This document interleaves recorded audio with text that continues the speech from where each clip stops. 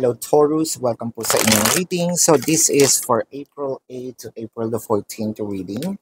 Para po sa mga bago, don't forget to click the subscribe button, smash the like button, comment below kung kayo po ay nakaka-resonate, and hit the notification bell. Kung gusto niyo pong sumali sa ating live sessions, dun po yan sa ating kabilang channel, that is Babaylan TV. No, yan po ang ating unang channel catered for our international audience. So, pwede po kayong sumali doon. I want you to know that this is a general reading. You may resonate with the entire reading or you may resonate lang po sa mga kaunting parts lang ng reading. Take what's only yours. Taurus. Bakit parang nangihinayang tayo kasi hindi umuusad, hindi lumalago, hindi nagpo-progress, no? Itong relationship na ito. Siguro yung iba sa inyo sinasabi, ay naku, hindi ko namalayan na or hindi ko nakita na meron palang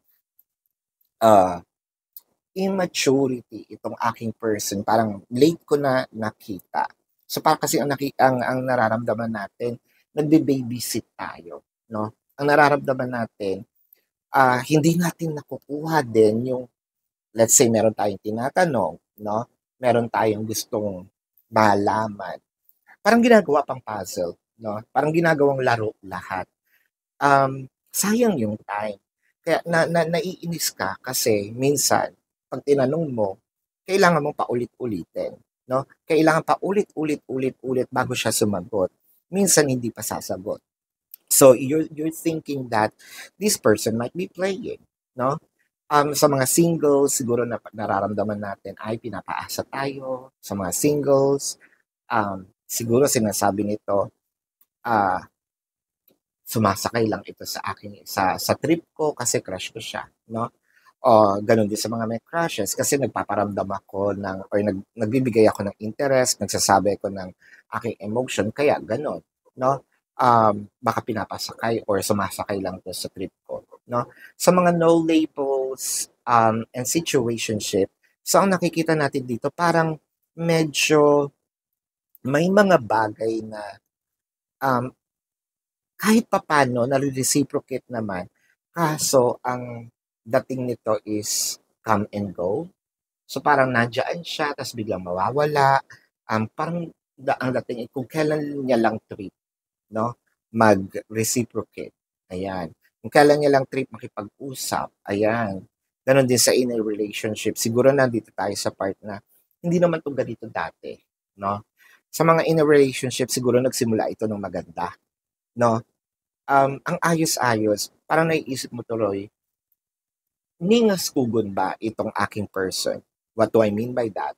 Ningas kugon is yung magaling lang sa simula, no? Sa simula ang ayos-ayos, and then pagdating ng panahon, parang nananawa. So, ganun ba? Yung married, um, sa marriage type, dito pumapasok yung nagbe-babysit ba ako? Especially kung may anak ko na, no? Parang meron akong plus one na anak. Masyado akong, hindi naman na-losyang, pero naging sobrang mature ako dito sa relationship na to. It is because hindi lang either isa ang aking inaalagaan, kung isa lang yung anak, no? Parang lagi may plus one. Kung wala pang anak, edi parang nagkaanak ka. Kasi nga, is it you na binibaby mo? I feel like there are times, pero I feel like kung merong pabebe, ito yon, no? Ng mga lalaking pabebe din eh. Sa third party situation, I feel like medyo rocky itong situation ngayon or nitong lately dahil hindi ito nagkakausap, no? Hindi ito naglalalabas. Ayan ang sinasabi natin.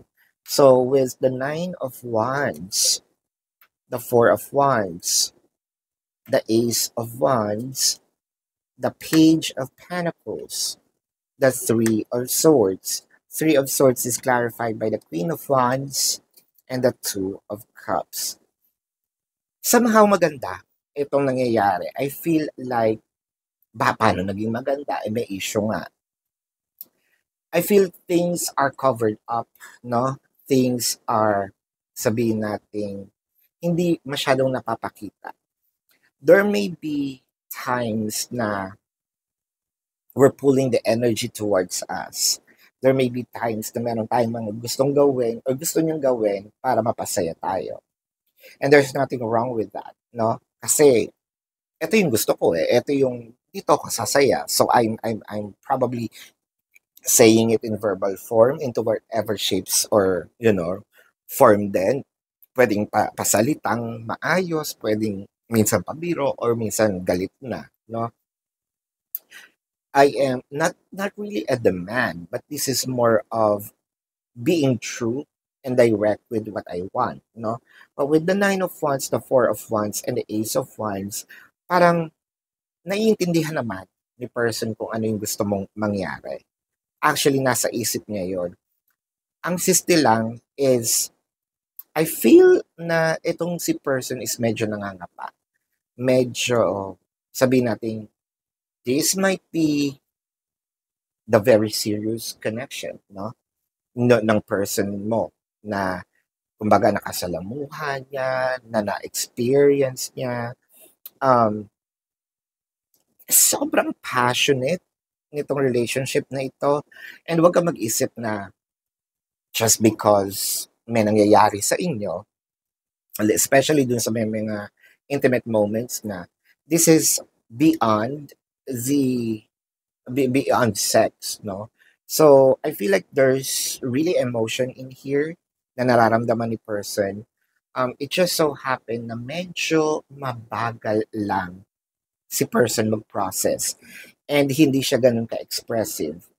Kung tatanungin mo ko, if your person does love you, the two of cups is in here.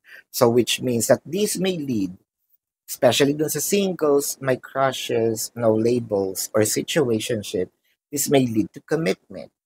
Now, if you are in a relationship or married, couple, what I am seeing in here is you might not gonna feel the seriousness, the intensity of the relationship or your person's emotion with for you. Kaso, deep inside, no, deep within them, they know na meron na siyang nararamdaman. They know na mahal ka na niya. They know deep inside na ito ng relationship na ito is for you, na for them rather, na pangmatagalan. Kailangan mo lang magtagtay ng medyo kaunti pa, no? And with the Chariot card showed up in here, so you're gonna surpass all the challenges. This is just a pace of the connection, no? And I am seeing may experience mo din kung ano yung totoo nilang nararamdaman. Maybe not so soon, pero nakikita ko dito is this is a relationship that worth waiting, worth fighting, no? Yeah, so this is your reading. Let's check the zodiac sign of your person. Now, this can be their sun sign or a placement in their chart. Pero bago yan, gusto ko lang pong ipaalala sa inyo na sa kabilang channel, Babaylan TV, doon po tayo nagla-live. No? So, pwede kayong sumali. Kung hindi nyo po naaabutan, pwede naman kayong sumali dito sa ating, ay magtanong sa ating comment section. Ngayon, kung hindi po kayo papatulugan ng yes or no, as long as yung question po is answerable by yes or no, ha? Ngayon, kung hindi po kayo papatulugin ng yes or no na sagot, dumiretso na po kayo dun sa ating website. Sa description box ng video na ito, there is a link. Click the link, you will be routed to my website na doon po yung information, amount per question, name, number, QR code for your reference.